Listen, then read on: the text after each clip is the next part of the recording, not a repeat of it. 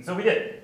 And we sold the subscription, again, over the phone, but this time, entrepreneurial math is a little bit better. And we thought at the time it was a lot better, but we were wrong.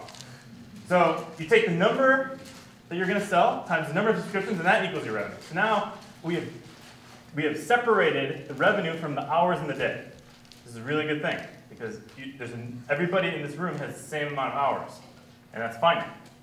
And now we can just keep selling subscriptions. Sell one. And the awesome part about this business is in the second year, there's a renewal percentage. So you spend all this time selling the first year, selling, and then some people, you just call them up, they're like, we'll take it again. We're like, sweet.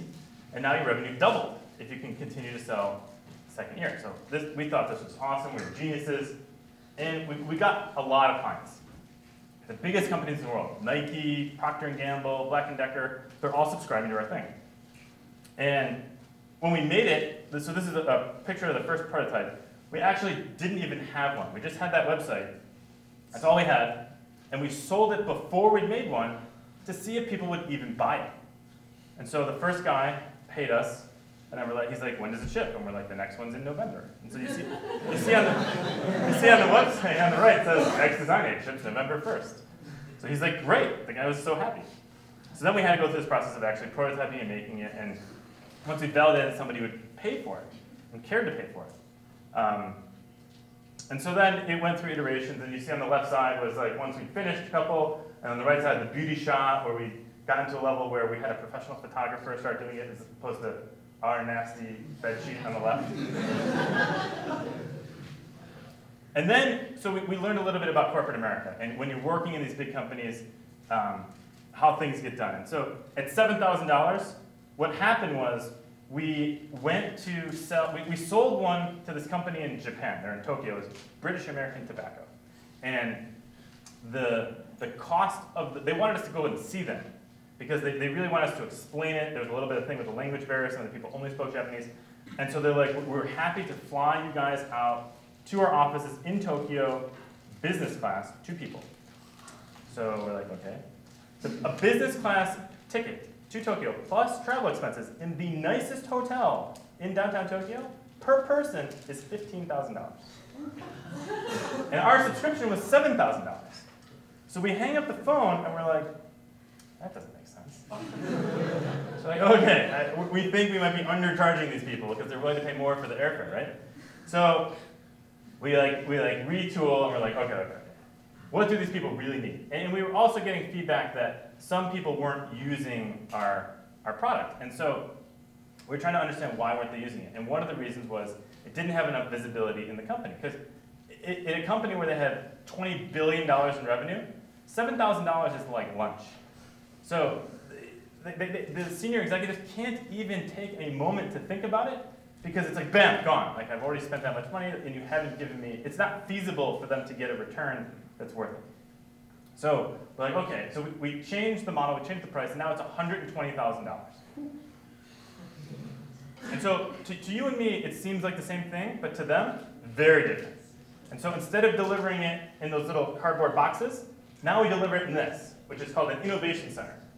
And instead of sending it in the same technology to everybody, if you're Nike or Procter & Gamble, you get a custom innovation center. And that subtle difference to you and me, operationally in a business, is the world of difference to them, right? Because now they're like, well, I make shoes, and I want things that are only about shoes. And we were thinking, oh, we'll show them jump magnets, and they'll make the jump. But what we learned is they don't want to make the jump. They want to make a tiny baby step, and they want it to be right. So we also added a little bit of phone support and a little bit of in-person time. Because what we learned is, yes, the web is great, and you can try to explain it to them, but at $120,000, they really want you to go out there and explain it to them in person. And then they also want you to help them use it. And really, they kept saying, like, just help us. Like, we know this is good, just help us, just help us. So we just kept raising the price until we could help them, and about $120,000, you can help them. And so we ran that business. And so I consider the Design Aid product to be a small success. And this was a bigger success, but still small on the relative scale of success.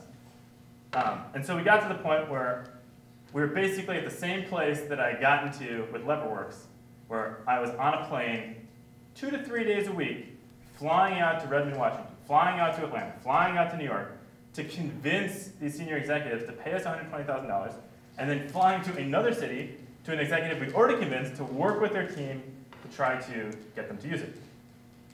And I was like, man, I've come full circle in 5 years. So the entrepreneurial math, it got a little better. Now the number of subscriptions times the $120,000, it starts to look pretty good pretty quickly. But it's really hard to get those contracts. And so I decided, like, okay, I know that I don't like that equation. It's basically becoming another consulting firm. So even though it's successful, I'm going to start over. And so this is really hard to do, but I said I'm going to start this business over, and I'm going to try to transition all the customers and the commitments to a model that is more sustainable and can get even bigger, even though we're successful. So I basically cannibalized our own company for the sake of our own company. And anytime you're starting, I had to go all the way back to the beginning, and I like to call it like grocery store ninja. You gotta become a grocery store ninja, like this guy.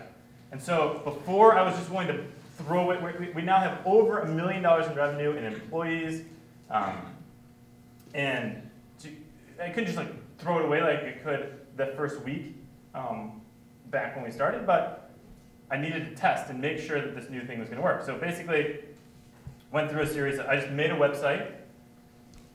Currently, the site that we had, it was sort of private and behind the scenes, and so I made a public one, and I just tested, can a new idea work? Is there another way we can make money with this? And so the idea that I tested was, instead of charging the buyers or the manufacturers like Nike and Procter & Gamble $120,000, is it possible to charge the vendors?